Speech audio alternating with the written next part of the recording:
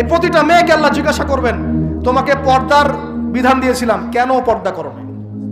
প্রত্যেক মুসলিমকে আল্লাহ জিজ্ঞাসা করবেন, 5 ওয়াক্ত নামাজ ফরজ করেছিলাম, নামাজ পড়ো নাই কেন? ঠিক মতো পড়েছো কিনা?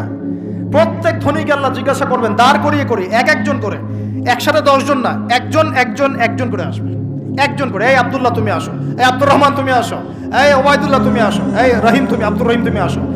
একজন করে আল্লাহ ডাকবেন, বলো তোমাকে ধন দিয়েছিলাম, কি করেছো? বলো তোমাকে ইলম দিয়েছিলাম, হক আদায় করেছো কিনা? বলো তোমাকে ক্ষমতা দিয়েছিলাম, কি করেছো? আমি জানি না আর কিভাবে ওয়াজ নসিহত করলে মানুষের কলিজার মধ্যে ঢুকতে পারে, আমার জানা নাই। আমি সহ প্রতি ব্যক্তি এই বিচারের সম্মুখীন হবেই হবে ইনশাআল্লাহ। আল্লাহ পাক আমাদের সবার জন্য বিচারটা সহজ করুন এবং এই কথাগুলো বুঝে আল্লাহকে ভয় করার তৌফিক দান করুন।